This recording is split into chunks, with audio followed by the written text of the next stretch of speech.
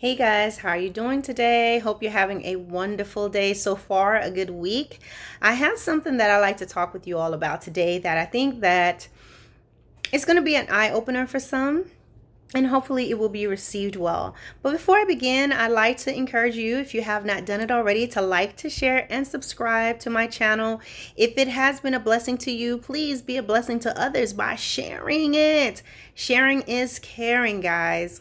And so with that, I'm going to begin what I want to talk about today. So as Christians, we must always be a light, followers of Christ, not just merely saying you're a Christian, because now I almost don't even want to say Christian because everyone's a Christian, right?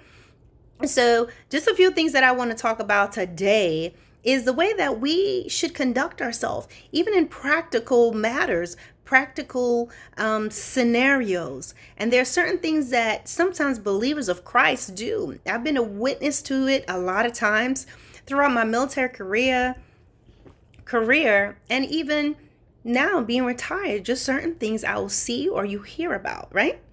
So, the thing we have to realize is that we are the light of the world. The things that we do, it's not just in church or when you're proclaiming that you're a Christian, but it's the practical things that's really a witness to who you are. We have the power to either cause men to be drawn to Christ or to be turned off from Jesus Christ. We have the ability to influence someone to want to know Christ, want to be a believer, and not be one, simply by the things that we do, even little habits. So I'm going to just touch on a few things. I'm sure there are other things that you can think of, but just to name a few things. One is your gospel music, blasting it as loud as you want to blast it, at early hours of the morning or even well after quiet hours. Every community has it, whether you're in an apartment or you are living in a private house.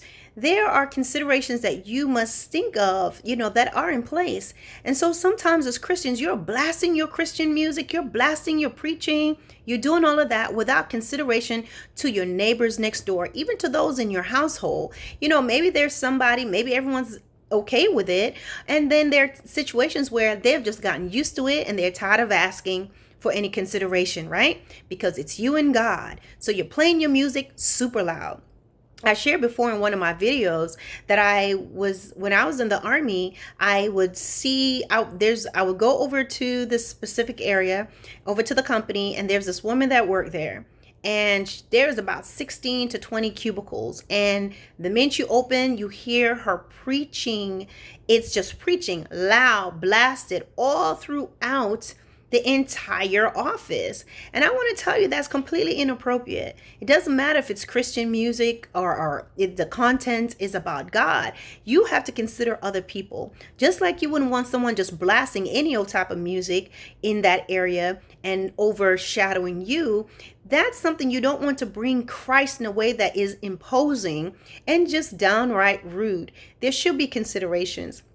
Sometimes when you're going out to work, the first thing you're doing, you're blasting your music in your car and you don't care that it's early in the morning or it's late because I'm praising God. Well, let your praise be between you and God. It's okay to praise God. It's okay to listen to the word of God. It's okay to listen to certain things, but you must be considerate of your neighbors to your left and your right and those in your household. Another thing that I like to talk about is you as a Christian, but you're always late for work. You're the last one at work. You're late punching in and you're early punching out, or you punching at the cusp of the time that you're supposed to get out. You are always the problem. You are a thorn in your supervisor's side.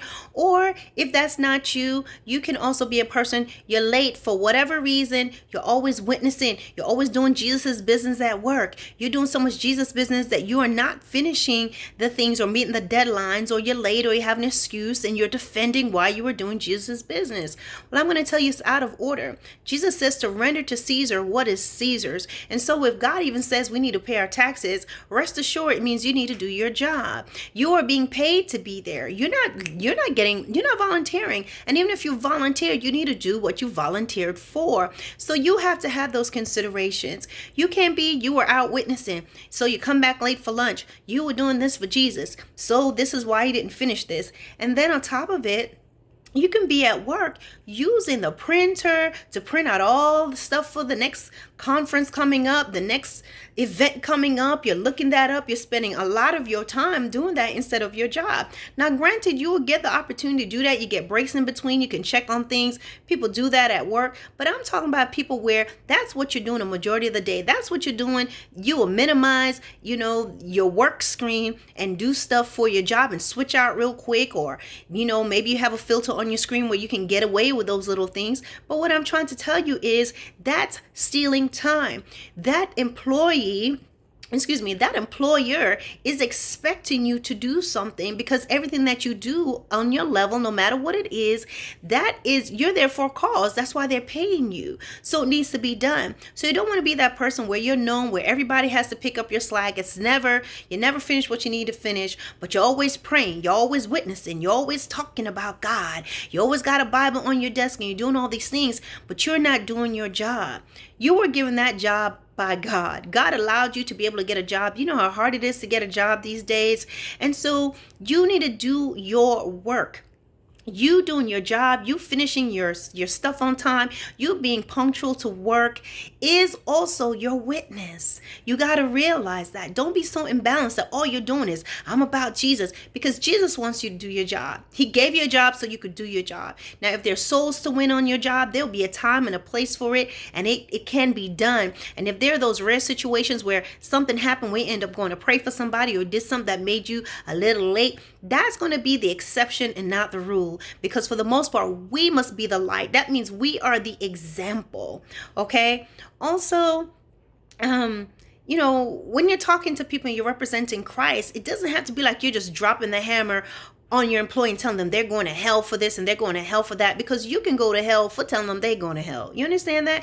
It is a fact that when people perish and they die, if they have not changed their life and given themselves to God, they will be going to that place. But you need to tell them about the gospel. You need to tell them about Jesus Christ. And if they're at work and they don't want to hear it, then you need to stand down. You need to respect people in the workplace. You must respect people, just like anyone of any religion. They can be a Wiccan. They can be any other religion. They can be atheist.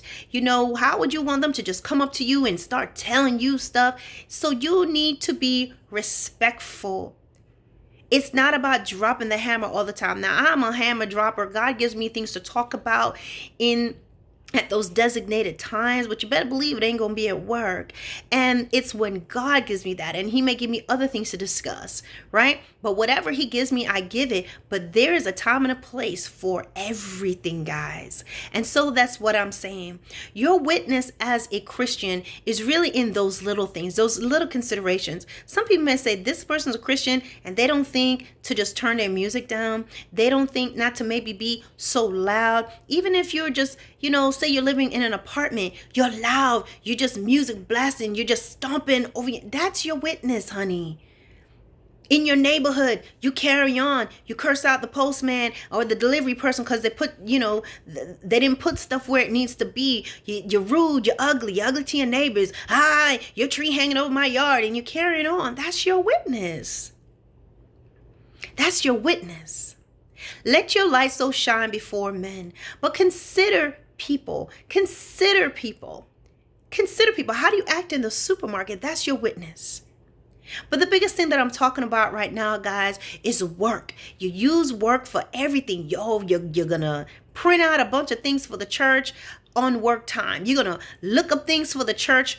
You're going to order stuff for the next event coming up. You're going to get your tickets for the next conference while you're at work. You spend most of the time on the phone talking to somebody, doing whatever you want to do. And you are a witness. You cannot be that thorn in your supervisor's side, and you want to use Jesus as an excuse for why you're late, for why you're not following instructions, for why you're always problematic, for why you always got an excuse. I bet you're not witnessing when it's time to punch out. You understand what I'm saying? And even if that's what you do, then use wisdom and do it then. I'm not telling you to dilute Christ. I'm not telling you to be ashamed of God. By no means. You proclaim who Jesus Christ is in your life. But use wisdom. Use wisdom and discretion, because that is a bigger witness than all the God you may claim to have. All right? Have a wonderful day.